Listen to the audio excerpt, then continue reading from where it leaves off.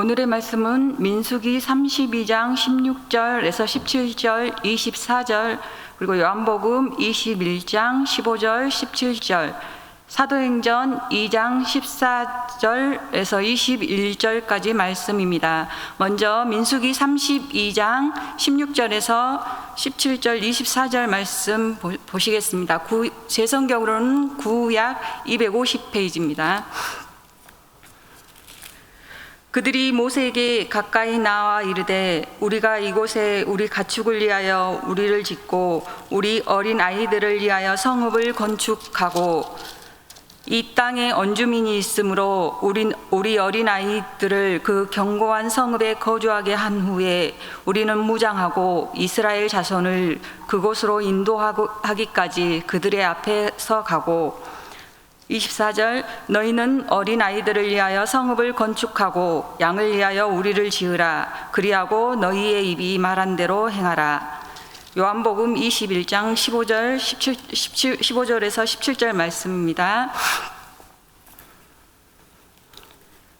그들이 조밥 먹은 후에 예수께서 시몬 베드로에게 이르시되 요한의 아들 시몬아 내가 이 사람들보다 나를 더 사랑하느냐 하시니 이르되 주님 그러하나이다.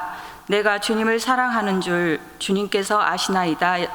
이르시되 내 어린 양을 먹이라 하시고 또 두 번째 이르시되 요한의 아들 시몬아 내가 나를 사랑하느냐 하시니 이르되 주님 그러하나이다. 내가 주님을 사랑하는 줄 주님께서 아시나이다. 이르시되 내 양을 치라 하시고 세 번째 이르시되 요한의 아들 시몬아 내가 나를 사랑하느냐 하시니 주께서 세 번째 내가 나를 사랑하느냐 하심으로 베드로가 근심하여 이르되 주님 모든 것을 아시오매 내가 주님을 사랑하는 줄을 주님께서 아시나이다. 예수께서 이르시되 내 양을 먹이라. 사도행전 2장 14절에서 21절까지 말씀입니다. 베드로가 11사도와 함께 서서 소리를 높여 이르되 유대인들과 예루살렘에 사는 모든 사람들아 이 일로 너희로 알게 할 것이니 내 말에 귀를 기울이라. 때가 제3시니 너희 생각과 같이 이 사람들이 취한 것이 아니라 이는 곧 선지자 요엘을 통하여 말씀하신 것이니 일렀으되 하나님이 말씀하시기를 말세에 내가 내 영을 모든 육체에게 부어주리니 너희의 자녀들은 예언할 것이요 너희의 젊은이들은 환상을 보고 너희의 늙은이들은 꿈을 꾸리라. 그때에 내가 내 영을 내 남종과 여종들에게 부어주리니 그들이 예언할 것이요 또 내가 이로 하늘에서는 기사를 아래로 땅에서는 징조를 베풀리니 곧 피와 불과 연기로다. 주의 크고 영화로운 날이 이르기 전에 해가 변하여 어두워지고 달이 변하여 피가 되리라. 누구든지 주의 이름을 부르는 자는 구원을 받으리라 하였느니라. 아멘. 기도 잠깐 드리겠습니다. 하나님, 이렇게 하나님 나라를 위하여 헌신하는 주의 교사들 모임 가운데 부족한 목사가 섰습니다. 주님의 도구로 사용하여 주시고 사람의 모습은 감추어 주시옵소서. 오직 하나님이 하시고자 하는 말씀만 나타나게 하여 주시옵소서. 성삼위 하나님께서 주관하셔서 우리 교사들의 마음도 말씀에 집중할 수 있도록 도와주시옵소서. 예수님의 이름으로 기도드리옵나이다. 아멘. 할렐루야. 마스크 벗어도 되겠습니까? 2m 50은 훨씬 넘는 것 같아가지고요.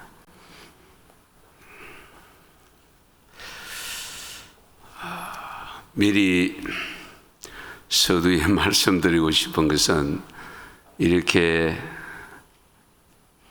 하나님께 헌신하는 우리 교사 여러분들 앞에 감히 설 수 없는 목사가 서서 한편으로 송구스럽기도 합니다. 또 말씀 내용은 강의 형태로 하려고 합니다. 여러분 교재를 보셔서 알겠습니다마는 제 원 교재의 3분의 1밖에 안 되는 내용입니다. 축약했었는데 여러분들이 이미 현장에서 다 경험하고 체험하고 있지만 실제적으로 누가 카더라 갖는 그런 내용보다는 현실을 좀 더 직시할 수 있는, 그래서 기도 제목을 얻게 하기 위해서 저는 썼습니다. 여러분들은 이미 교수법이라든지 나름대로 교사로서의 역할을 잘 감당하고 있는데, 제가 감히 여러분에게 기술론적인 어떤 방법론적인 것을 전하기보다 현재 우리 사회, 한국교회와 세계교회가 겪고 있는 현실 앞에 그것이 실제적으로 어느 정도인가, 어떤 현상인가 하는 것을 좀 더 깊이 아시고, 그러면서 이 시대에 교사로서의 가져야 될 자세라고 할까요? 그런 자세를 갖추어서 미래의 한국 교회를 위한 교회학교가 어떤 방향으로 나아가야 될 것인가 하는 점을 말씀을 드리려고 합니다. 그 점을 아시고 시간은 제가 보기에는요, 조금 여러분이 생각하던 것보다 재미없어도 좀 오래 할 수 있습니다. 잠이 오시는 분은 주무시기도 하고 바쁘신 분들은 집에 가셔도 됩니다. 예. 어쨌든 그렇게 하시고 좀 자유롭게 하시면 좋겠습니다. 제가 먼저 여러분에게 질문을 던질 수 있는 것은, 여러분의 교회 학교는 지금 어느 정도인가? 여러분 스스로 다 겪고 있는 부분이잖아요. 교회 학교가 어느 정도로 심각한가? 정말 10년 전에 비하면 여러분의 교회 학교의 학생 수는 어느 정도가 되고, 과연 교육비는 어느 정도가 되고 있는가? 여러분들이 지금 교회에 헌신하고 있는 헌신도는 과연 10년 전과 20년 전에 우리 부모 세대에 헌신했던 그런 모습의 헌신이 되고 있는가? 너무 시대를 따라가고 너무 세속화되어져 가는 사고, 생각, 이런 생각들이 너무 빨리 다가오고 있어서 헌신도도 매우 약화되고 있는 것은 아닌가 하는 생각을 해봅니다.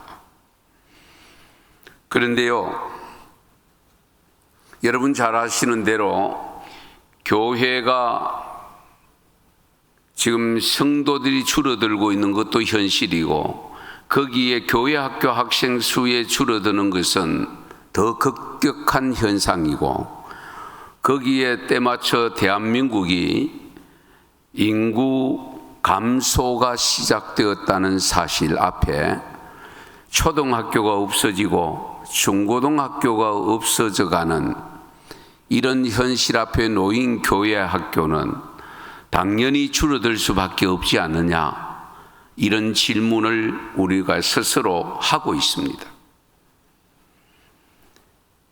그럼에도 불구하고 여러분 잘 기억하셔야 될 것은, 혹시 여기에 오신 교사님들 중에는 독신주의자가 없습니까? 나는 결혼을 안 하겠다, 그런 분들이 혹 있다면 그 생각부터 바꾸셔야 됩니다. 그 생각부터 바꾸고 교사하셔야 됩니다. 왜냐하면 내가 이 땅에 온 것은 하나님이 나를 보내실 때에 분명히 부모님을 통해서 보내주셨고, 그러면 내가 이 땅에 오셨으면 자기 본전은 해야 되잖아요. 자기 몫은 해야 되지 않겠습니까? 그래서 결혼을 부부가 하면 자녀를 적어도 2사람은 출산시키는 것이 가장 기본이 아닐까요? 그것부터 생각을 바꾸지 않으면 우리가 여기 방법론을 이야기하고 무슨 논을 이야기해도 해결이 안 됩니다.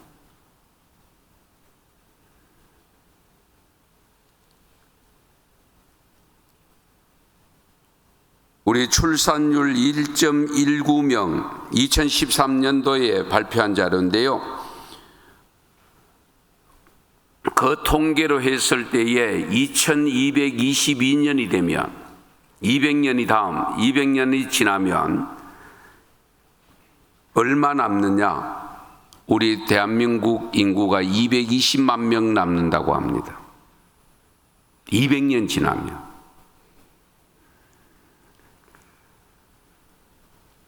2250년경이 되면 100만 명 정도 남는다고 했는데요.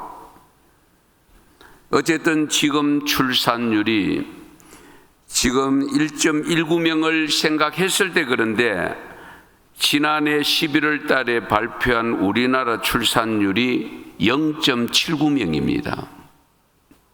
0.8명 아래로 떨어졌습니다.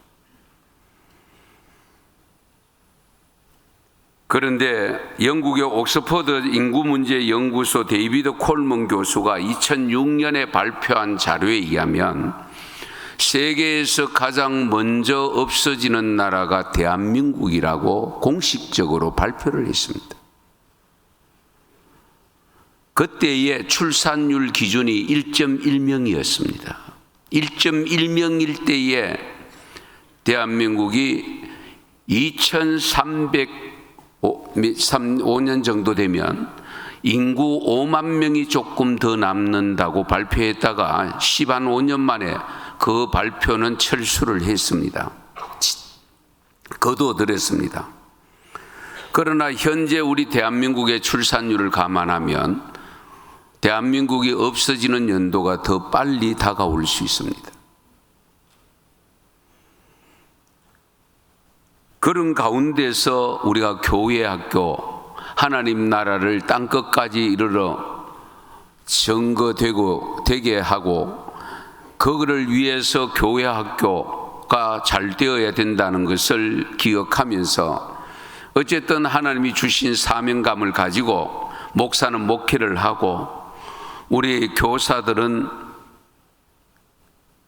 교육부서 목회를 하고 있습니다. 그러면 다른 우리 한국교회 전체는 지금 자료가 불명확하기 때문에 드리지 않고 우리 교단 대한예수교 장로회 통합교단이 소속되어 있는 교회는 매년 1년 한 번씩 통계 자료가 나옵니다. 그 통계 자료를 가지고 제가 분석한 내용을 조금 이해를 돕기 위해서 여러분에게 말씀을 좀 드리려고 하는데요. 이 와중에 우리 한국교회단의 교회와 그리고 교회학교 현실, 우리 교단의 교회와 교회학교 현실을 좀 살펴보려고 하는데요. 우리 표를 제가 여러분 알기 쉽게 하기 위해서 지금 표를 띄웠습니다. 2005년도, 2010년도, 2021년 처음에는 5년을 했다가 그 다음에 10년의 자료를 가지고 분석했는데 교회 수가 나와 있고 여러분 참고하시면 되겠습니다. 목사 수가 나와 있고 그리고 전체 교인 수가 나와 있고 교회 학교 학생 수가 나와 있습니다. 우선 이 자료만 보시면 교회 수는 2005년도에 비해서 2021년 그러니까 15년이 지난 될 때에 얼마가 벌어졌냐 하면은 29%가 약 30%가 증가했습니다. 2010년에 비해서 2021년 10년 지난 후에는 15.4% 증가한 것으로 되어 있습니다. 교회 수는 많이 불어났습니다. 그런데 목사 수도 많이 불었습니다. 2005년도에 12,223명이었는데 2021년에 21,423명. 그래서 15년 전보다 불어난 것이 38%가 증가했습니다. 교인을 보시면 2005년도에 253만 9천 명이고 2010년에 285만 2천 명으로 정점을 찍었습니다. 그러면서 11년이 지난 2021년에 2,358만 명입니다. 몇 프로가 줄었느냐? 2005년도에 비해서 2021년도에 줄은 것이 17%입니다. 거기에 교회학교 학생은 영아부부터 시작해서 고등부까지입니다. 여기 청년부는 제외되어 있습니다. 영유아부까지가 2005년도에 56만 3천인데 2010년도에 52만 7천 명, 그리고 2021년에는 27만 6천 명입니다. 자그마치 얼마 줄었느냐? 2005년도에 비하면 2021년도에 48%가 줄었고 2005년에서 우리 2010년 상황에서는 51%, 엄청나게 일반 교회 교인이 주는 것보다 교회학교가 주는 것이 훨씬 더 빠른 속도로 진행되고 있다는 것, 아마 여러분 교회학교의 현실에서 느끼고 있을 겁니다. 그래서 제가 이해를 돕기 위해서 조금 더 분석을 했는데, 교회 한 개당 교인 수와 학생 수와 목사 수를 또 분석을 좀 했습니다. 교회 한 개당입니다. 2005년도에는 교회 한 개당 교회의 교인이, 여기 교인은요, 어린아이부터 시작해서 어른에 이르기까지 전체가 포함된 인원이고 출석 교인이 아니고 재적 교인입니다. 예.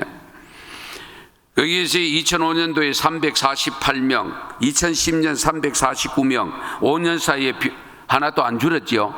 예. 그런데 2021년 11년 사이에 250명으로 28%가 줄었습니다.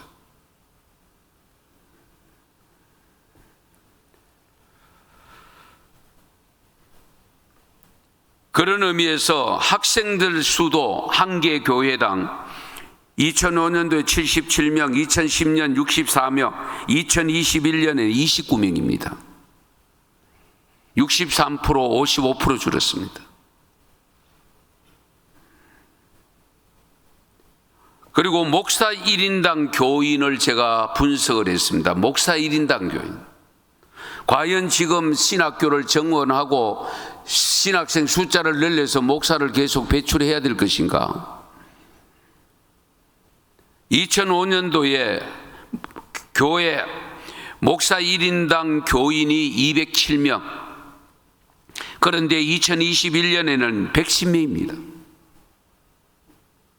어떻게 생각하십니까?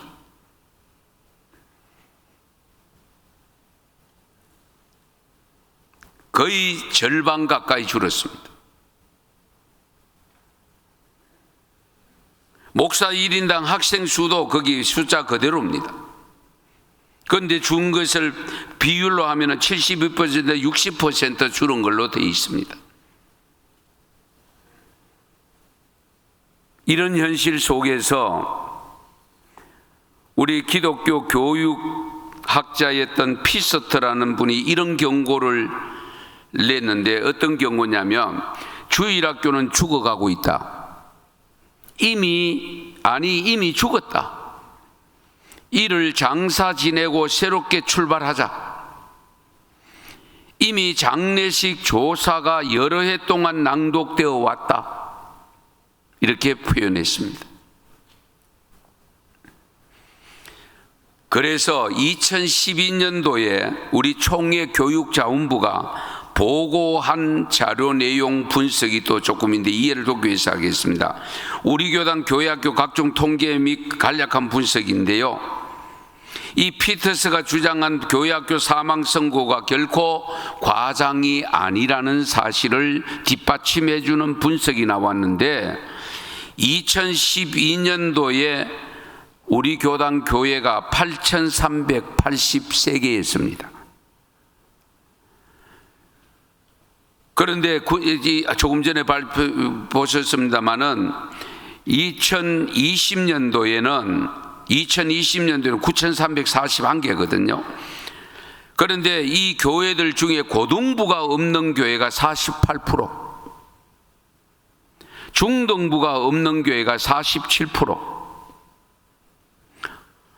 아동부 고학년 4학년에서 6학년 부서가 없는 교회가 43%, 저학년 1학년에서 3학년 부서가 없는 교회가 47%, 유치부가 없는 교회가 51%, 유아부가 없는 교회가 77.4%, 영아부가 없는 교회는 78%. 이것이 정확하게는 9년 전 이야기입니다.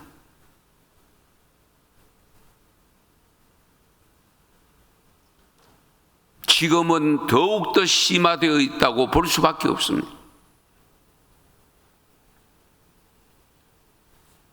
여기에 긴 내용은 더 이상 설명을 드리지 않겠습니다. 이와 같은 현실에서 교회학교 교육을 맡아서 앞장서 섬기는 여러분 정말 존경합니다.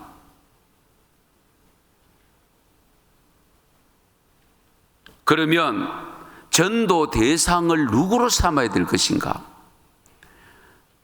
각 교회들마다 전도 대상을, 물론 교육부서에서는 교회 학생들 전도를 대상으로 삼고 있습니다만은 장년 위주의 목회가 되어지고 있고 장년부 중심의 전도를 하고 있는 것이 현실입니다.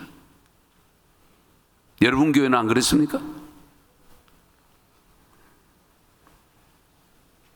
여기에 우리가 깊이 또 헤아려야 될 통계조사를 하나 더, 조사표를 하나 더 말씀드리겠습니다.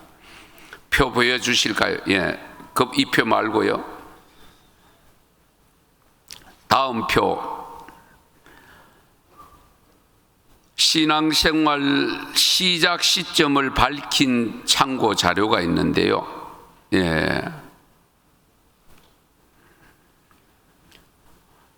저기 자료가 안 뜨는데 잘 들어보세요. 이해를 돕기 위해서 하는데, 영국의 톰 리스라고 하는 전도사가 오래전에 발표한 내용인데, 영국에서 14세 이전에 기독교 신앙을 가졌던 분이 75%입니다. 14세 이전이 75%. 그 다음에 14세에서 21세가 20%입니다. 그리고 21세 이후는 5%에 불과합니다. 이거 우리 깊이 헤아려야 있습니다. 그럼 영국만 이러냐? 미국에 헌터라는 목사가 조사를 했는데, 미국 이야기입니다. 4세 이하가 1%, 4세에서 15세가 85%입니다. 신앙생활을 시작한 연령입니다. 그리고 16세에서 30%가 30세까지가 10%, 30세 이상은 4%에 불과합니다. 어떤 생각이 드십니까? 그리고 미국의 침례교 트로트라고 하는 목사가 또 발표를 한 적이 있는데, 미국 사회의, 미국 교회의 이야기인데 21세 이전이 92%로 보고 있습니다. 신앙을 받아들이는 연령입니다. 21세 이전이 92%, 그리고 40세 이상이 1.3%에 불과합니다. 22세에서 39세까지가 6.7%. 그런데요, 이걸 이해를 돕기 위해서 마침 우리나라 자료가 2020년을 10월 달에 10월 30일에서 11월 2일 날 우리 한국 갤럽에서 조사를 내가 발표한 것이 있습니다. 최근에 발표했습니다. 우리 한국에서 기독교 신자들이 신자가 된 연령이 7세 이하, 초등학교 이하가 42%입니다. 그리고 18세부터 그러니까 초등학교 1학년부터 고등학교까지가 21%였습니다. 그리고 20대 청년 20세에서 29세까지가 17%입니다. 그러면 적어도 30살 미만에서 기독교 신자가 된 것이 80%입니다. 우리나라. 그러면 전도를 어디에 집중해야 될까요? 예? 대답해 보세요. 어디에 집중하면 됩니까? 교회 학교에 집중해야 됩니다. 아멘 좀 하이소. 교회 학교 집중하셔야 됩니다.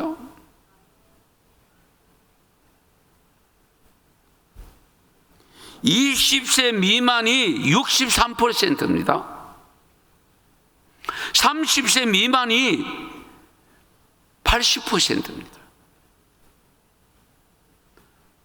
그러면 우리가 청년부까지, 청년부도 요즘 교회들 보면 35세까지도 하기도 하고 더 연장해서 40세까지 하기도 합니다만은, 어쨌든 우리가 영아부부터 시작해서 우리가 청년부까지 전도를 집중해야 됩니다. 어른에게, 장년에게 미치는 그 전도 역량을 가지고, 그 힘 가지고, 그 에너지 가지고 절반만 제가 보기에는 아동부하고 우리 청소년부에 하면 지금보다는 훨씬 더 비전 있는 교회로 만들어 갈 수가 있고, 하나님 나라 확장을 시켜 나가는데 하나님의 뜻을 이루어 드릴 수가 있습니다.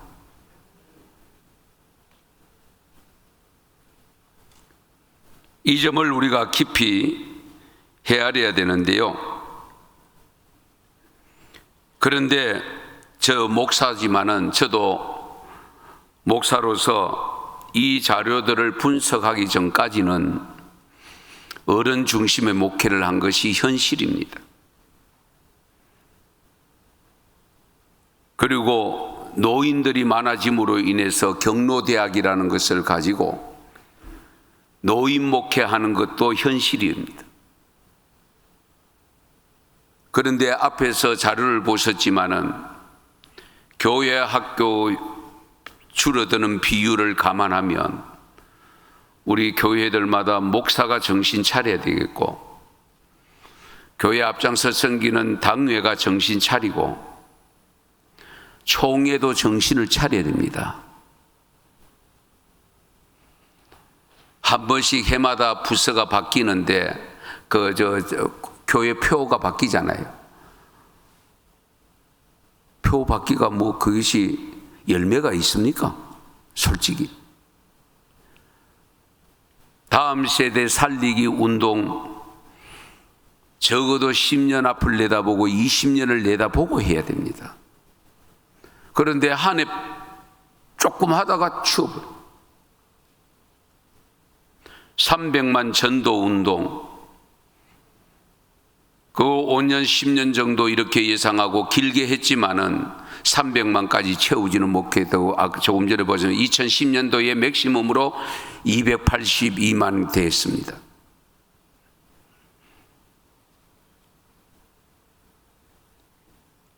이런 교세 통계와 교회학교 현황을 보면 결론의 단어가, 저는 충격이라는 단어를 쓰고 싶습니다.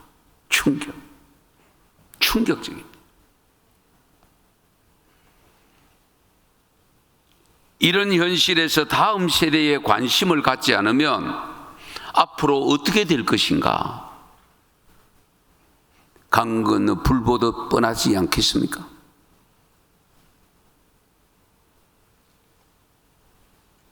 (2009년도) 9월 달에 부산 수영로 교회, 유명한 교회, 합동측 교회가 있습니다. 서울 사랑의 교회 합동측 교회입니다.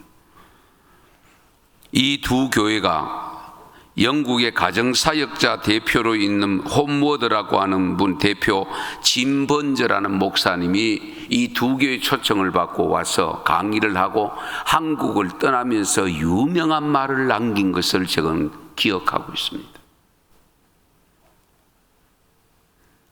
무슨 이야기를 했느냐? 예수님께서는 어린이와 청소년들을 업신여기지 않으시고 한 명의 그리스도인으로 성숙한 제자로 세웠을 것이다 라고 강조하면서 이 번저 목사가 이들은 미신과 미디어, 스타, 각종 마약과 인터넷 중독 속에서 갈망을 채우고 있다. 교회는 이들에게 적절하게 응답해야 된다라고 주장을 하면서 앞으로 미국과 한국이 다음 세대에 관심을 갖지 않으면 영국과 같이 된다. 그 2009년도에 영국 이야기를 하면서 어떤 이야기를 했냐 잘 들어보세요.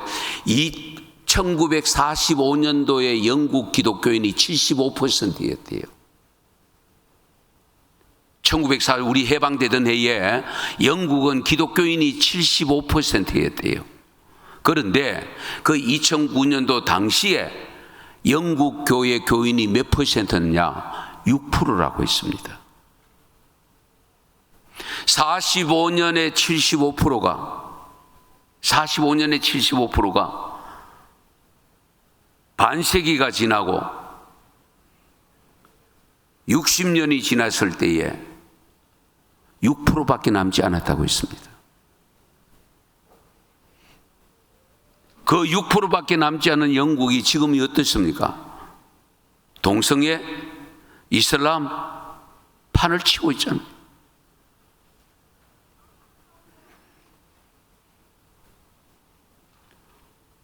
우리가 이런 나라들을 거울로 삼고 우리가 방향 수정을 하지 않으면 우리 한국 교회가 불보듯 뻔하지 않겠습니까?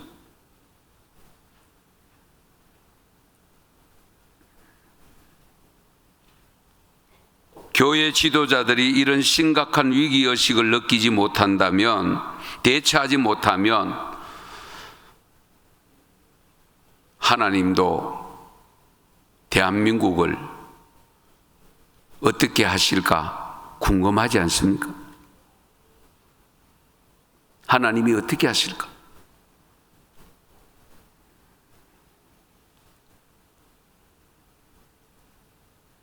교단의 위상을 위한 행사, 다른 기념 행사 이런 데 사용되는 재정들을 교회와 교단과 노회 마찬가지입니다. 교회 학교 살리는 데 집중해야 됩니다. 집중.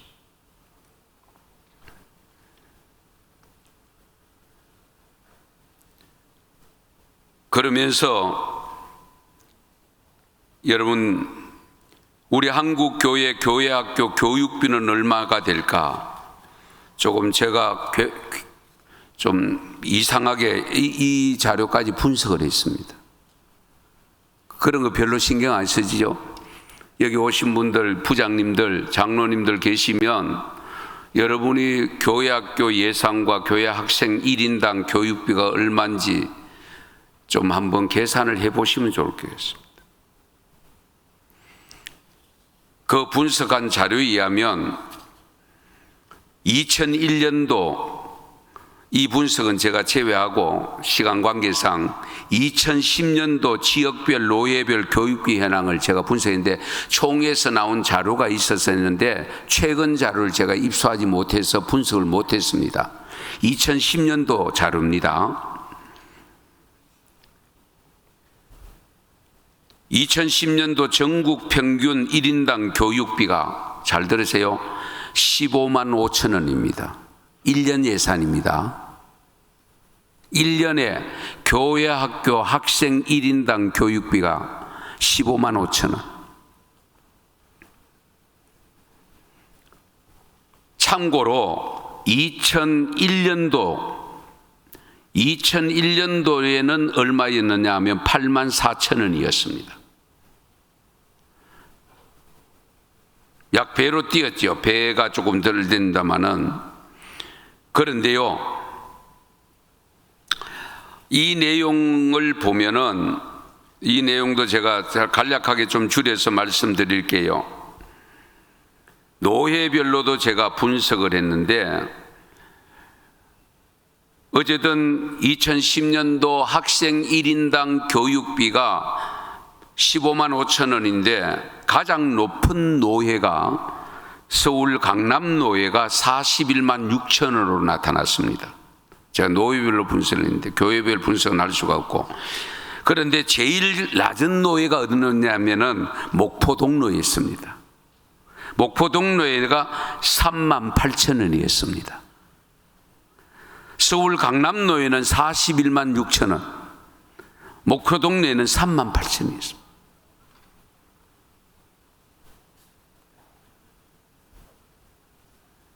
여기에 제가 평균 이상 되는 노예, 평균 이하 되는 노예, 이런 노예들도 다 분석을 해서 여러분 교재에 자료가 나가 있습니다. 참고해 보시고, 여러분 제가 하나 여쭤볼게요. 여러분 자녀들이 학교에 갖다 내는 거는 초고등학교까지 의무 교육이니까 그런데 학원비가 한 달에 얼마쯤 듭니까? 예?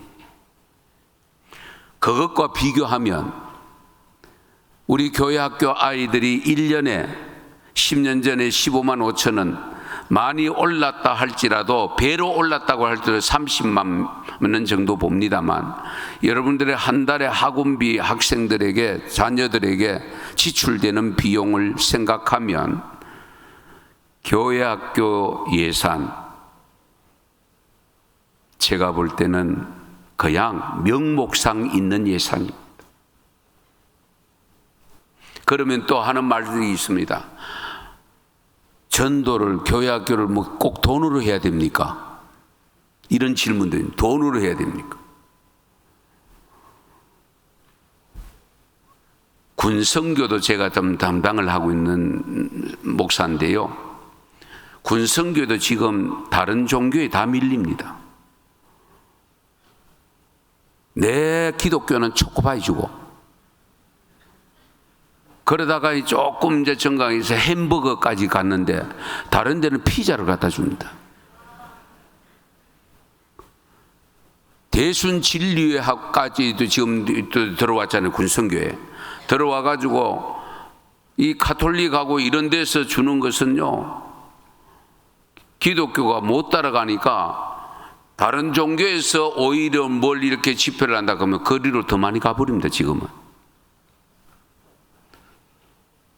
물질 중심의 사회가 되어 있잖아요.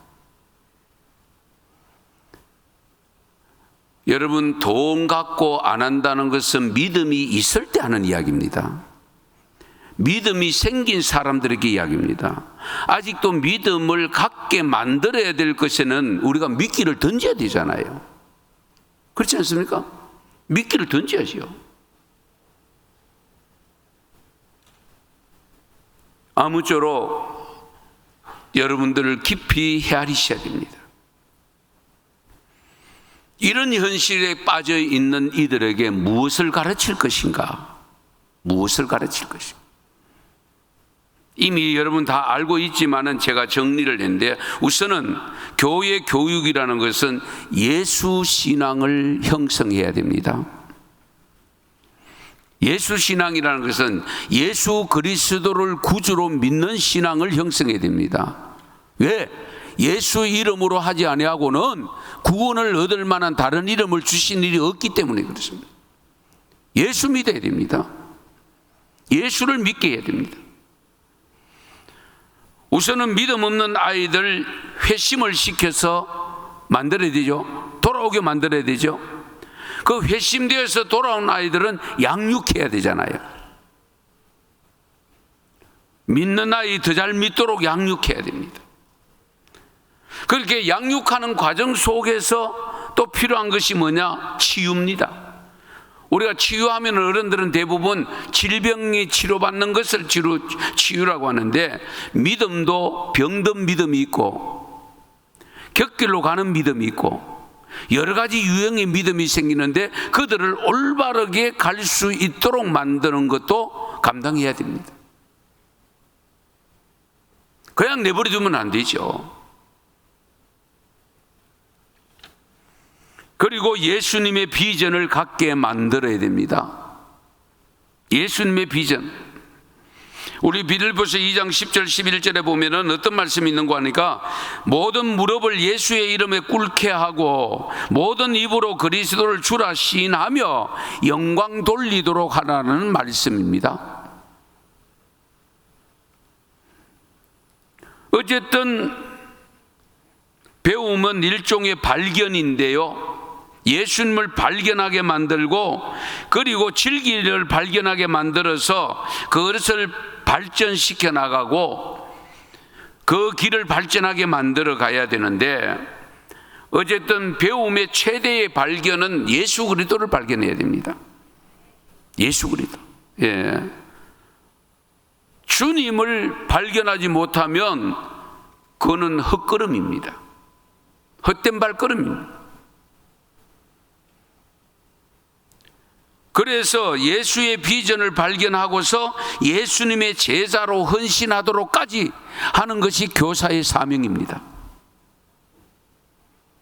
내가 예수의 제자가 되어서 교사로서, 교회학교 교사로서의 역할을 감당하고 있다면 내가 가르치고 있는 그들이 나의 제자, 주님의 제자로 만들어서 그들이 그 위치에 이르기까지 만들어줘야 될 사명이 교회학교 교사에게 있습니다.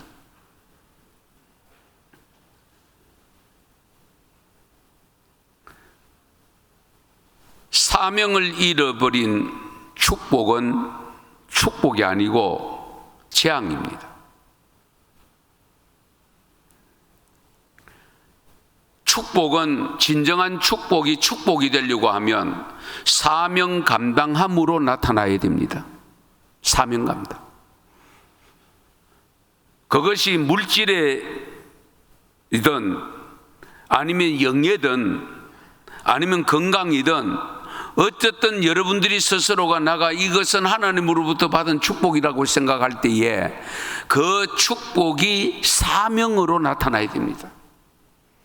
그냥 내가 호의호식하면서 편안하게 누리려고 하는 그런 의식이 아니고 하나님이 주신 내게 주신 은혜를 가지고 어쨌든 사명을 감당해야 된다. 물질을 가지고 어떤 사명을 감당할 것이냐, 건강을 가지고 어떤 사명을 감당할 것이냐, 내가 재능을 가지고 달란트를 가지고 어떤 사명을 감당할 것인가, 그 사명으로 이어져야 됩니다. 그렇지 않으면 재앙으로 다가옵니다.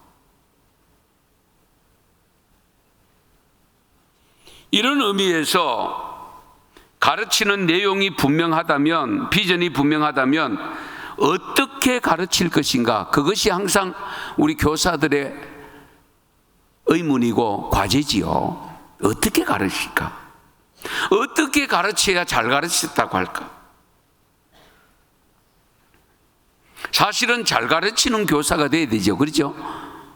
가르치는 교사가 되려고 하면, 잘 가르치려고 하면 우선은 알아야 됩니다. 옛날 우리말에, 여기 호남에 있는지 모르고 경상도에 가면은 알아야 뭐 하지? 면장. 예, 알아야 면장하지. 가장 먼저 알아야 될 것이 뭡니까? 성경입니다. 그래서 적어도 교사는 말씀을 묵상하시고 성경을 기본적으로 갖고 다니셔야 되겠죠. 요즘은 뭐 책은 두꺼운 책 아니라도 휴대폰 안 하면 그 안에 다 들어와 있잖아요. 얼마나 좋습니까? 그리고 성경만 알아서 되느냐? 여러분이 가르치고 있는 아이들 대상을 알아야 됩니다. 저는 가끔 이런 표현을 합니다. 교사가 여러분들이 중등부를 맡았던, 고등부를 맡았던, 소년부를 맡았던 각 부서 맡았으면 그 맡은 아이들의 심리를 알아야 되거든요. 그래서 심리학 전공은 안 하더라도 심리학 책은 좀 사봐야 된다. 왜? 심리를 모르면 대체 능력이 않습니다. 대처를 하기는 하는데 잘못된 대책을 세웁니다. 심리를 모르니까. 말을 한마디 하더라도, 가르치더라도 그렇잖아요. 제가 왜 어떤 마음을 가지고 내게 이런 질문을 했을까? 어떤 마음을 가지고 저렇게 대화를 할까? 이것을 제대로 심리적으로 알고 대처하는 거하고 모르고 그냥 윽박지른 거하고는 전혀 차원이 다릅니다. 우선은 알아야 되는데 성경을 알아야 되고, 그리고 대상인 학생들을, 내가 가르치고 있는 학생들, 그들을 바로 알아야 됩니다. 그래서 교회학교 교사는 책도 좀 가까이 하셔야 됩니다. 공과책만 가까이 하셔야 되는 것이 아니고 책을 좀 가까이 하셔야 돼요. 그리고 제대로 가르치기 위해서, 잘 가르치기 위해서는 만남이 중요합니다. 만남의 교육이 되어야 됩니다. 이 부분에 대해서도 저는 할 말이 많은데 여러분 교재 조금 간추려 놨습니다만은, 여러분 제가 하나 여쭤볼게요. 여러분이 지금 이것까지 교회학교 교사가 되기까지 교회 학교 때부터 다녔던 분들은 잘 들으세요. 교회 학교 때에 배웠던 것 중에 무엇이 기억이 많이 남아 있습니까? 공과책 기억 남아 있습니까?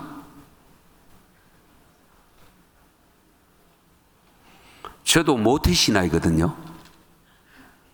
그런데 제 경험으로 봐서는 성탄절 때, 연극할 때에 골목대장 했던 그게 남아있어요. 아니 정말. 그리고 여름 성경학교 때에 육지에서 들어왔어요. 왜? 제가 섬 출신이거든요. 근데 육지에서 교회학교 도운다고 들어왔던 분들이 같이 놀아주고 바닷가 가서 해수욕하고 그것이 남아있지, 그 선생님들로부터 공과책 가지고 성경 배운 것은 기억에 남아있는 게 별로 없어.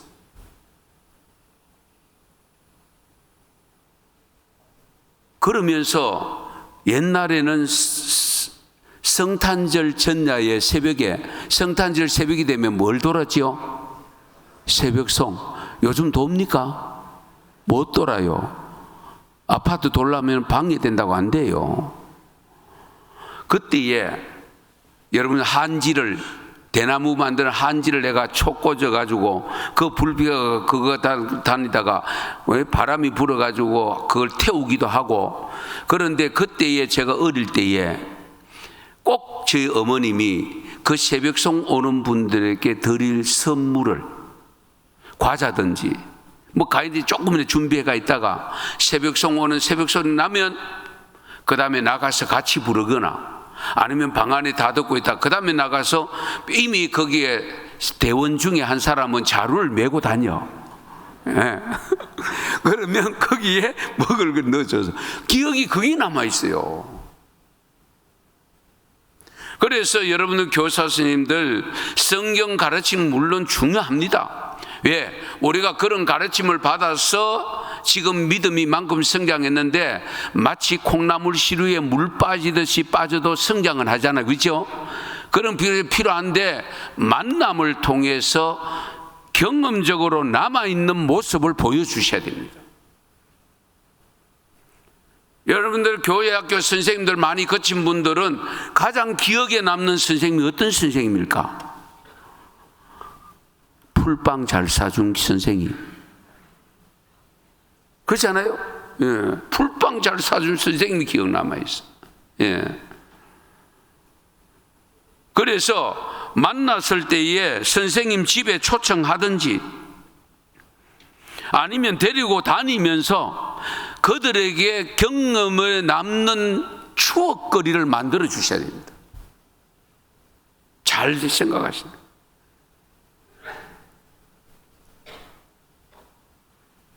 그래서 어쨌든 그 신앙은 우리 선생님 보고는 예수 안 믿을 수 없다, 교회 안 갈 수 없다. 그때 그 생각하니까 나도 교사해야 되겠다, 이런 마음이 들도록 해야 되지 않겠어요? 그래서 해보는 것이 필요합니다. 생각만 가지고 안 되고요, 반드시 해봐야 됩니다. 실천해봐야 됩니다. 행동으로 옮겨봐야 됩니다. 그러기 위해서는 모범된 교사가 필요합니다. 우선 알아야 됩니다. 지. 그리고 감동, 감화를 줄 수 있는 만남이 있어야 됩니다. 정. 그리고 해보는 훈련이 필요합니다. 의가 필요합니다. 지정의가 필요합니다. 그 해보는 것 중에는 예배, 성경 공부, 활동 다 중요하죠. 그러나 여러분, 지금 통합 예배 드리는 교회들이 점점 많아지고 있는데요. 통합 예배. 큰 교회들도 너무 유년부, 초등부, 소년부 부서 나누어 놓고 어른들하고 별개로 있고 이러다 보니까 배우는 것이 한정돼 있어. 자기들끼리 있는 것만 배우지, 어른들이 신앙생활을 어떻게 하는가, 예배를 어떻게 드리는 거, 기도는 어떻게 드리는 거 하는 걸 배운 계시를 못해요. 우리가 그렇잖아요. 저는 교회 학교 때에, 어릴 때에 물론 부서 활동도 있었습니다마는 부흥회까지 다 참석을 했거든요. 어른들이 은혜 받는 모습을 보고 자랐어요. 어른들이 성령의 은혜를 받고 방언을 하고 방서를 쓰고, 귀신이 쫓겨나가는 것까지 보면서 자랐거든요. 그 보는 것이 뭡니까? 체험이잖아요. 직접적인 체험은 아니라 할지라도 간접적인 체험이 되어져서 그 사실을 못 잊어요. 그래서 우리 교사 여러분들 밤 목회를 잘 해주셔야 됩니다. 밤 목회에 대해서 거기 교재도 좀 나가 있습니다만은 여러분들은 목회자입니다. 목회자. 목회자로서의 갖춰야 될 요소들 여러 가지 요소가 있습니다만은 우선은 여러분 목사가 되면은 양을 알아야 되잖아요. 목자는 양을 알고 양은 목자를 알아야 되잖아요. 그러기 위해서 선생님은 학생을 알아야 되고 학생도 선생을 알아야 되는데 먼저는 선생이 학생을 알아야 되는데 학생의 환경을 잘 파악하셔야 됩니다. 얘가 조부모 밑에 자라고 있는지, 요즘은 편모 밑에서 자라고 있는지, 뭐 어떻게 자라고 있는지를 잘 파악하셔야 됩니다. 그래서 아이들도 신방이 필요합니다. 면담이 필요합니다. 그리고 학생이 결석했을 때는 즉시, 요즘은 좋잖아요. 휴대폰 가지고 있는 아이들이 많고, 요즘 휴대폰을, 엄마 휴대폰 번호를 알고 있는 아이들도 있더라고요. 최근에 저희 교회도 등록한 아이들 보니까. 그러면 엄마 편으로 알기 때문에 정중한 인사를 제가 보냅니다. 담임 목사 보냅니다. 신입생 관리를 잘해서 친구 관계, 전도회가 온 친구 관계를 잘 이렇게 만들어주고, 생일도 기억해주고, 비밀도 유지해주고, 어쨌든 추억거리를 만들어 주어서 이들로 하여금 교회가 나에게 유익을 주는구나 하는 생각을 갖게 만들어야 됩니다. 그들에게 예수님 은혜부터 먼저 가르치려고 하다 보면 내가 지쳐서 안 돼요. 어쨌든 교회로 향하여 오게 만들면 어떻게 됩니까? 하나님께서 그들을 터치해 주시거든요.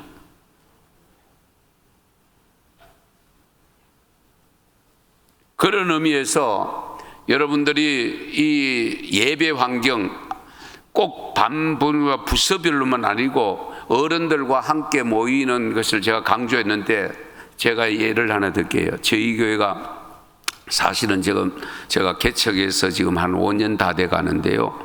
작은 교회입니다. 그럼에도 불구하고 그 아이가 어떤 아이가 있냐? 저희는 개척 때부터 지금까지 교회 학교 부서는 다 있습니다. 몇 명씩이라도. 영유아부가 있고 초등부도 있고 중고등부도 있고 청년들 다 있습니다. 그런데 예배를 같이 드리다 보니까 2살 된 아이가 십자가 앞에만 가면, 그리고 제가 통성 기도를 잘 시키거든요. 그 앞에가 주여 하고 있습니다. 담임 목사님 제 방에도 겁 없이 들어오는 애가 걔입니다. 노크 없이 들어오는 애가 걔입니다. 이제 문 열 줄 알아가지고 들어오고 와서 십자가 제 뒤에 그 앉아있는 의자 뒤에다가 작은 십자가 불어오는 걸 만들어 놨거든요. 그 놓고 있는데 그 앞에 오면은 그 가서 일단은 손을 모으고 주여부터 합니다. 그럼 무엇을 의미하느냐? 우리가 가르쳐서 배우는 것보다, 커리큘럼을 가지고 배우는 그 학습 능력보다 넌 커리큘럼 없이 배우는 것이 속도가 빠르다는 걸 아십니까? 여러분 그렇잖아요. 도둑질은 학습해가 배웁니까? 아니잖아요. 나쁜 거 학습해가 배웁니까? 학습 커리큘럼 없어도 얼마나 잘 배웁니까? 제가 말 저거 어디서 배웠지? 엄마한테 배웠는데 벌써. 그렇잖아요. 아빠한테 배웠는데. 이런 측면에서 여러분들이 어쨌든 우리 교회 학교 아이들로 하여금 어쨌든 하나님을 만나게 하는 데에 만남을 통한 체험적 신앙을 갖게 하는 것, 어른들이 예배드리고 어른들이 기도해야 하고 어른들이 활동하는 그 모습을 거기에 참여시키는 것도, 그것이 하나의 교육 효과가 있다는 것을 기억하셔야 됩니다. 그래서 가정 예배가 중요합니다. 가정 예배. 그래서 여러분들 연초가 되면 교회들마다 좀 다르긴 합니다만, 규모가 큰 베델 교회야 담임 목사님이 다 안수해 줄 수 없지만, 작은 교회들은 송구 영신 예배 때에 안수 받을 분들 다 강대상에 올라오라. 저 같은 경우에는 그렇게 올라오면, 기도 제목 가지고 올라오면 그 기도를 다 합니다. 날이 새도 합니다. 왜냐하면 그렇게 안수 기도 받은 아이들은 하나님을 잊을래야 잊을 수 없어요. 떠났다가도 생각나서 돌아오는 거예요. 떠났다가도. 예. 그런 의미에서 여러분들 진정으로 교사로서 가르칠 자세가 되어 있는가? 내가 진정으로 이 아이들에게, 이 학생들에게 가르칠 교사로서의 자세 되어 있는가? 한번 점검해 보십시오. 무슨 능력으로 가르치고 있습니까? 어떤 능력으로 가르치고 있습니까? 우선은 여러분들 가르치는 자세 갖추는데 첫 번째가 주님 사랑입니다. 주님을 사랑하셔야 됩니다. 그것이 오늘 요한복음 21장 읽은 본문 그대로입니다. 마지막에 이제 성천하기 직전에 예수님께서 베드로에게, 제자들에게 찾아와 베드로 보고 있잖아. 네가 나를 사랑하느냐? 내 양 먹이라. 네가 나를 사랑하느냐? 내 양 치라. 네가 나를 사랑하느냐? 내 양 먹이라. 그런데 베드로의 세 번 대답이 뭡니까? 내가 주를 사랑하는 줄 모릅니까? 내가 주님 사랑하니까 이거까지 왔잖아요. 그렇죠? 그런데도 확인했던 것은 뭡니까? 그것이 진정한 사랑이냐? 참 사랑이냐? 거짓된 사랑이냐? 불완전한 사랑이냐? 확인하셔야 됩니다.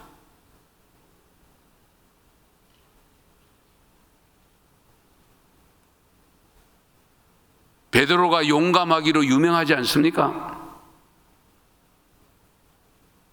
다른 사람 다 주를 버릴지라도 저는 절대로 안 버립니다. 네가 오늘 밤 닭 울기 전에 3번 나를 부인하리라. 부인하고 말았습니다. 그래서 우리의 믿음 수준은 선생님들은, 교사들은, 성도들은 말할 거 없습니다만은 항상 확인하셔야 됩니다. 내 믿음의 수준이 지금 어디에 있는지, 아직도 바닥에 기고 있는지, 아니면 우뚝 서서 가고 있는지, 아니면 아직도 쟁걸음으로 걷고 있는지, 아니면 달려가고 있는지 여러분 점검하셔야 돼요.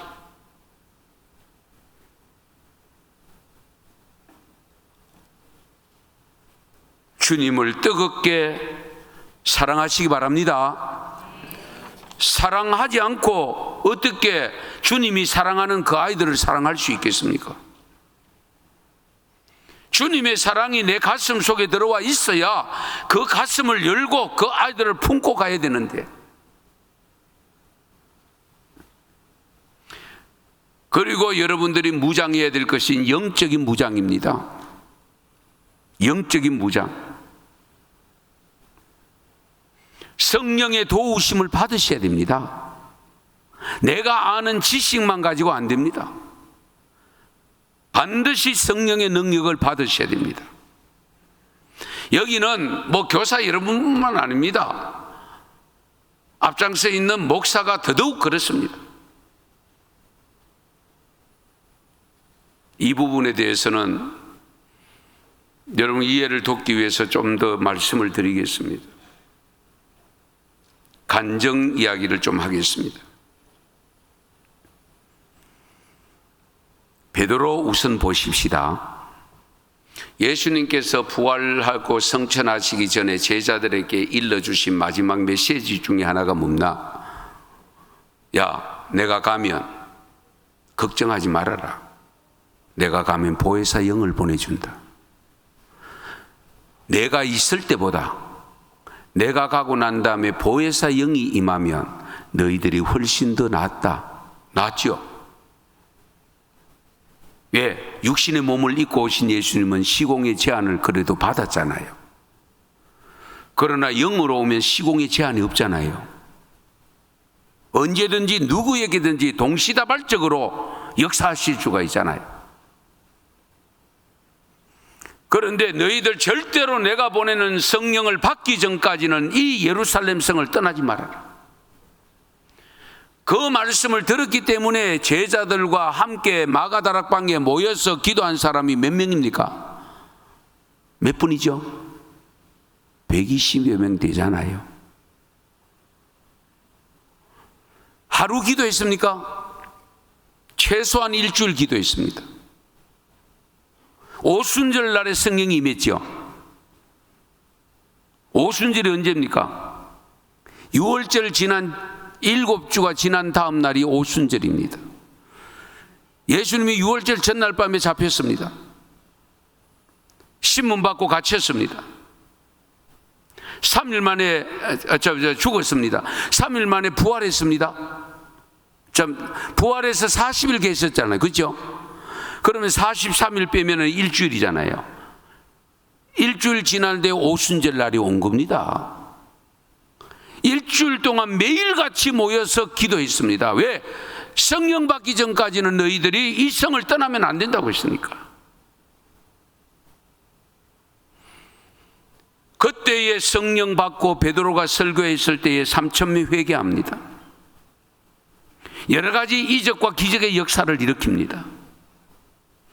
그리고 사도행전 4장에 가면 베드로와 요한이 잡혀 들어갑니다. 그 이튿날 훈방 조치를 하면서 뭐라고 이야기하는 거니까, 너희들이 나가서 예수를 그리스도라고 절대로 전하면 안 된다. 그러면서 놓아줍니다. 그럴 때 옛날 같았으면, 성령 받기 전 같으면 베드로가 그렇게 알게? 그러고 아마 나와가 뭐 안 그러면 되지 뭐.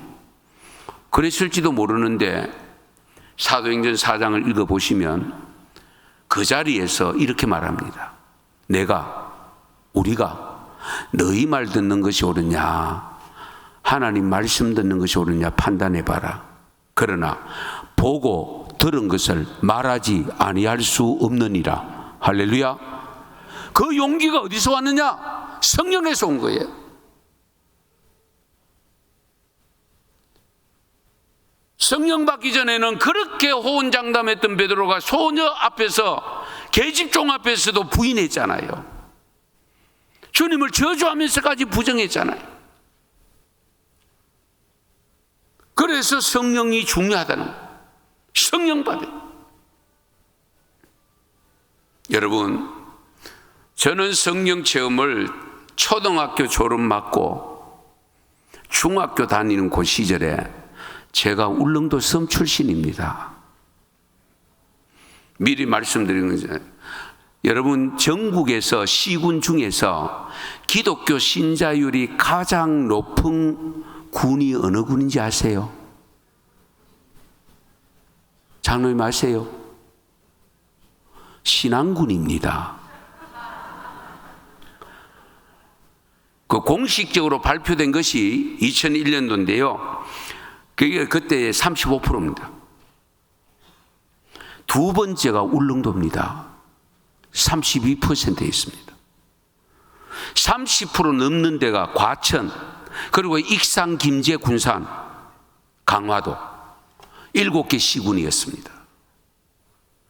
그런데 울릉도 인구가 제가 중학교, 고등학교 다닐 때 3만이었습니다. 정확하게 29,800이 맥시멈을 찍었습니다. 지금은 섬에 10,000명이 채 안 됩니다. 그런데 침례교 목사는 지금 100명쯤 되고요. 목사만 100명, 우리 교단만 30명이 넘습니다. 이해되십니까? 인구 10,000명밖에 안 되는데 뭐 맥시멈 3만 명이라 할지라도 3만 명의 목회자가 차교단까지 하면 150명 정도 되는데 이해가 되십니까? 광주 인구에 비하면은 인구가 그만큼 비율로 되려면 목사가 몇 명 나야 되겠습니까? 계산이 안 될걸요. 그렇게 된 이유가 어디냐? 성령의 바람이 부른 거예요. 제가 초등학교 졸업하고 중학교 들어갈 때에 저는 그 전도사 이름을 잊어버린 여전도사인데 김재남이라고 여전도사님이 위에는 흰저고리 밑에는 검은 치마를 입고 오셔서 집회를 했어요. 부흥회를 했어요. 부흥회를 하는데 은혜가 성령이 쏟아지는데요. 어른 방언은 기본이고요. 방언은 방서를 써요. 방서 아세요 혹시? 아는 분이 별로 없더라고요. 목사님들 모르더라고요. 저는 봤으니까 내가 받은 건 아닙니다. 그런데 이분이 영어를 배운 적도 없고 일어를 배운 적도 없어. 그런데 방언을 하면서 방서를 쓰는데 칠판에 막 쓰는데 영어가 써지고 일어가 써지는 거예요. 저 그 기억이 아직도 남아있어요. 그러면서 저희 집 앞집에 1년에 제사가 10번 있는 아주머니가 그 부흥회 초대를 받고 가서 은혜를 받았어. 그런데 집에 왔는데 문제가 생겼어요. 막 발작을 하는 거예요.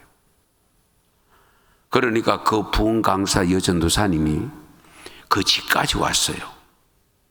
그 집까지 와서 기도를 하는데 저는 어리니까 그냥 이렇게 어른들 어깨너머로 이렇게 보는데 완전히 시신이 돼버렸어. 왜? 묶여있던 귀신이 다 나가는데 토하면서 막 고함을 지르면서 나가는데요. 그거 다 나가고 나니까 쫙 보더니 전부 동네 분들이 죽은 줄 알고 막 두려워하고 이러니까 그 전도사님이 가만두라고 조금 있으라고. 그런데 조금 있다가 깨어났어.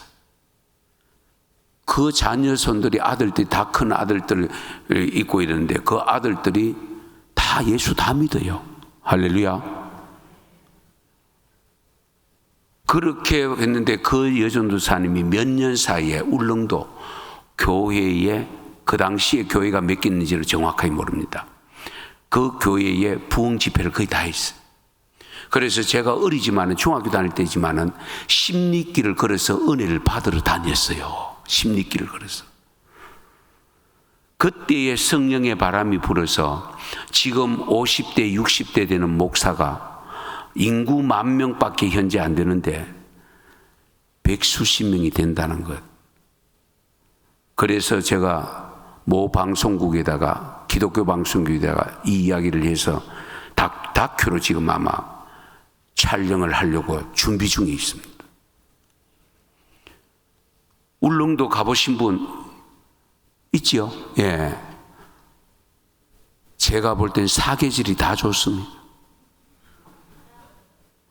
원래 눈이 지금 많이 왔을 때 1m가 왔잖아요. 아시죠? 예. 그래 눈꽃 축제 날이 분지 눈꽃 축제 했다고 보니까 신문에 났더라고요. 예. 저희들이 어릴 때도 처마 끝까지 왔습니다. 눈이. 그 눈 오면은 할 일이 없어요. 눈 치울 일밖에 없어요. 그런데 교회 갈 수밖에 없잖아요. 예배를 드릴 수밖에 없잖아요. 그때의 성령의 은사를 받고 은혜를 받았던 분들이 목사가 그만큼 많이 발생했다. 그래서 우리 성도 교사 여러분, 성경 지식을 반드시 알아야 되고 아이들을 알아야 되는데, 여러분들이 예수 그리스도를 사랑하셔야 되는데 반드시 여기에 첨가해야 될 것이 성령을 받으셔야 됩니다. 성령 받으셔야 돼요. 성령 받은 모습으로, 변화된 모습으로 모범된 교사로서 아이들에게 보여주는 교사가 되어져야 돼요. 아이들이 교회 학교 지나고 난 다음에 어느 선생님이 어떻게 가르쳤는지도 잊어버리는 그런 선생님이 아니고, 기왕이면 이왕에 교사하는데 오랫동안 기억에 남는 교사가 되어지고, 어쨌든 선생님 한번 찾아올 수 있는 안수집사가 되고 권사가 되고 장로가 돼서 선생님하고 장로님하고 와가지고, 그때의 권사님, 제가 집사님 때 제가 받았잖아요, 제가요 선생님 가르침 받고요 이렇게 되었습니다, 이런 간증을 좀 들어야 되지 않겠어요? 어쨌든 여러분들, 금년 이제 2월입니다.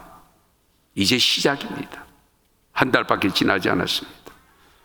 오늘 이렇게 많은 비성제님들이 오셔서 정말 이렇게 참여한다는 것만 해도 저는 감동입니다.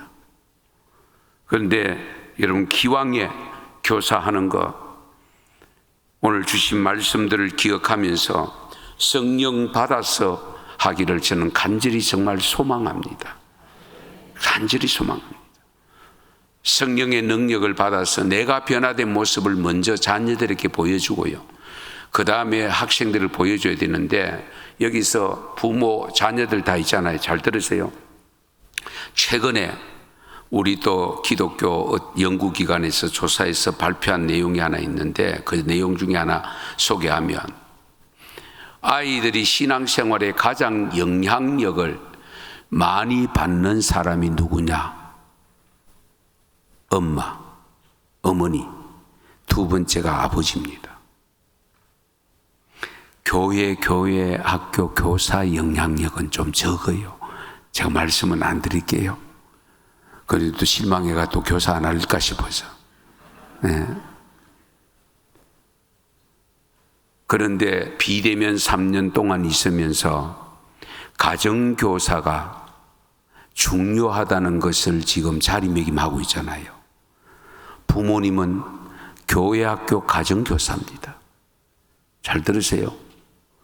그래서 여러분 자녀들이 진정으로 엄마, 아버지의 신앙을 보고 닮아가는 신앙이 되지, 엄마를 보니까, 아버지를 보니까 교회 말 갈 마음 없어, 이러면 곤란해요.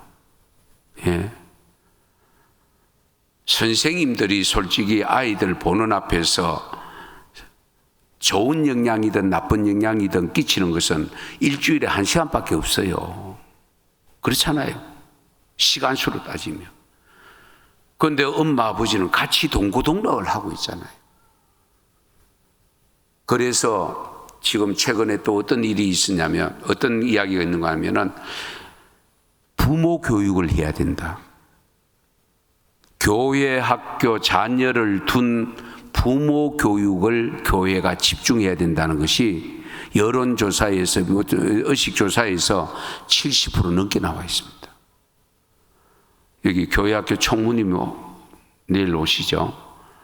제가 이야기하려고 하는데, 어쨌든 부모 교육, 교회학교 자녀를 둔 부모 교육을 제대로 해야 된다 하는 것이 최근에 제게 다가왔습니다. 그리고 실제적인 조사에서도 나왔습니다.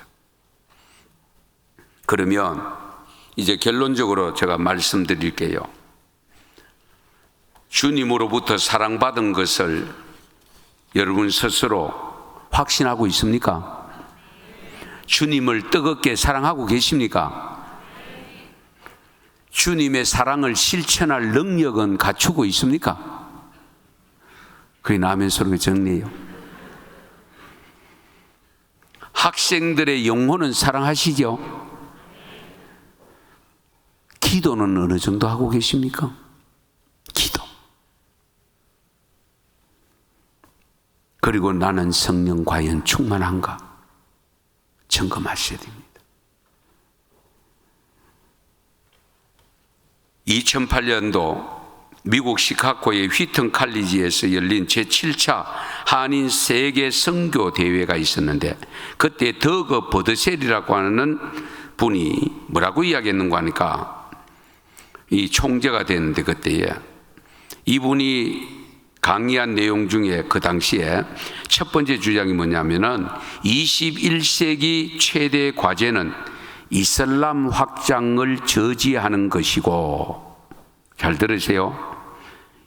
이슬람 확장을 저지하는 것이고, 다른 하나는 한국이, 대한민국이 20억 명의 복음을 전할 사도가 되어야 한다 라고 주장했습니다.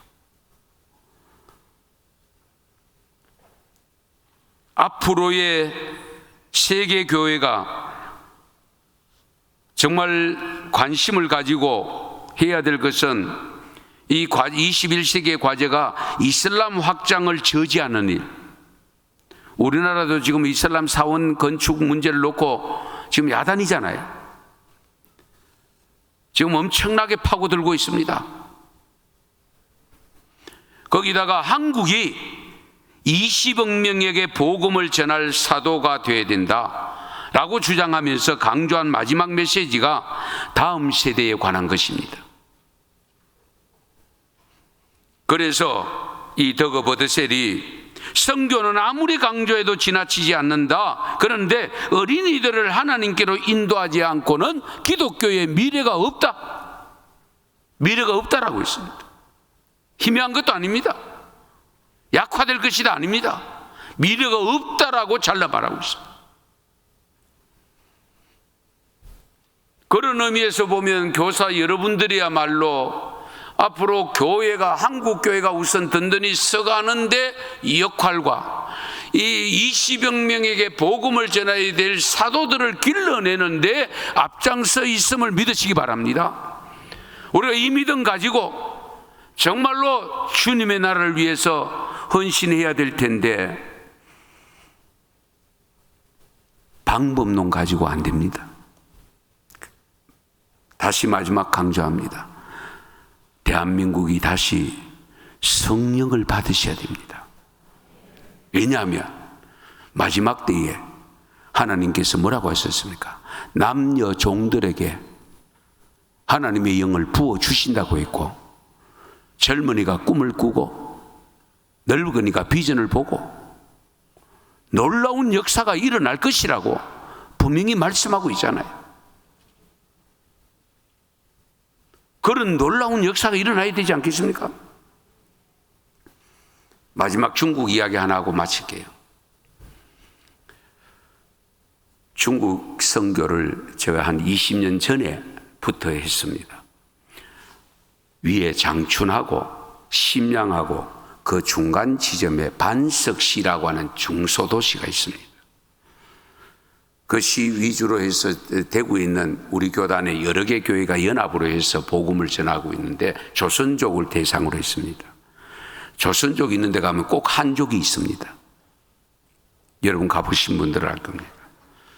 그런데 한 번은 그 중국 선교를 가서 제가 이제 왜냐하면 매년마다 목사님들 계속 못 나가니까 몇십 개 되는 교회를 목사님, 장로님이 조를 맞춰가지고 봄에 이렇게 한번 가서 신방을 합니다.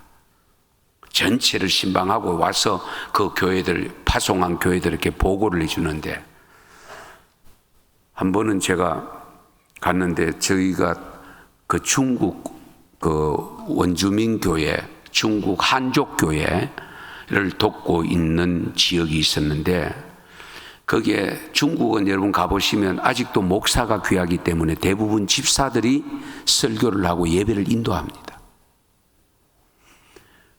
거기에 관해주라고 하는 남자 집사님이 계셨는데 한 번은 제가 신방을 가니까 기다렸다는 듯이 통역은 조선족 집사가 통역을 하는데 목사님 이런 일이 있었습니다. 어떤 일이요? 우리 이웃 불악에 조선족 교회 집사가 한국에 돈 벌러 와버렸대. 그러니까 이 성도들이 뿔뿔이 흩어질 수밖에 없는 거예요. 왜? 설교할 집사가 없으니까. 그렇게 연세 많은 분이 그 마을에 한족 교회가 있었는데 거기도 교육자가 없어서 제가 관계된 그 한족 집사가 자기 교회를 예배를 일찍 드리고 그 마을에 가서 그 한족 교회 마을을 하는데 이 조선족 교회 할머니 한 분이 그 한족 교회 예배를 드리러 갔던가 봐요. 예배를 다 드리고 강대상에서 내려오니까 조선족 할머니가 그 한족 교회 집사님을 붙잡고 손을 잡고 집사님 설교가 그 한족이니까 중국말 설교잖아요. 설교가 조선말로 들렸습니다. 이해되십니까? 오늘 집사님의 설교가 조선말로 들렸습니다. 이 연세 많은 어른이 만주 땅에 건너간 분인데 만주에 태어난 분이 아니고 건너간 분인데 그래도 연세가 많다 보니까 중국의 설교를 알아들을 수 있는 그런 능력이 안 된대요. 그런데도 불구하고 예배를 드리고 싶어서 그 한족들이 드리는 교회 예배당에 가서 예배를 드리는데 그 한족 조선말 모르는 중국말로 설교하는 그 내용을 듣는 순간에 조선말로 들려요. 그 이야기를 제가 가니까 간증하듯이 그렇게 이야기 들려주셨어요. 그건 무엇을 의미하느냐? 성령은 지금도 역사합니다. 우리 사도행전을 읽어보면 어떻게 됩니까? 베드로가 설교할 때에 각 나라 말로 들렸더라. 아시죠? 그것이 지역만 15개 지역입니다. 베드로가 설교할 때에 갈릴리에서 온 사람, 저쪽에서 온 사람, 이쪽에서 온 사람, 언어가 다른 사람 곳에서 온 사람 15개 지역이 되는데 각 나라 말로, 각 지역 말로 들렸더라. 그것이 현실로 중국에도 일어나고 있다는 것을 제가 듣고 왔습니다. 제가 왜 이 말씀을 강조하냐면 어느 때보다도 지금 필요한 것이 뭐냐? 성령의 역사입니다. 성령 받으셔야 됩니다. 성령을 강조하면 가끔 저보고 묻습니다. 목사님이 순복음입니까? 그럼 순복음만 성령 받고 장로교 성령 받으면 안 됩니까? 큰일 날 소리죠. 성경이 기록되어 있는데 아무쪼록 금년에는 여러분 스스로가 성령의 능력 받고 예수님을 더 뜨겁게 사랑하셔서 좋은 교사가 되어져서 정말 한국 교회를 세워나가고 그러면서 전 세계 복음을 전가하는데 쓰임받는 교사가 되고 전남노의 교회들이 될 수 있기를 축원합니다. 축복합니다. 지금은 교회의 몸이 되시고 머리가 되시는 예수 그리스도의 은혜와 대한민국을 극진히 사랑하셔서 복음을 전해주셨고 전해준 복음이 왕성하게 부흥의 길로 인도해 주신 하나님 아버지의 극하신 사랑과 우리가 복음을 따라 복음을 전가하는 사명을 감당할 때에 도와주시고 인도해 주시는 성령님의 역사하심이 전남노예에 소속된 교회들과 교회 학교 위에 특별히 앞장서서 가르치며 섬기는 교사들 위에 이 전남노예 교육부 위에 지금부터 영원토록 함께 하시기를 축원하옵나이다. 아멘.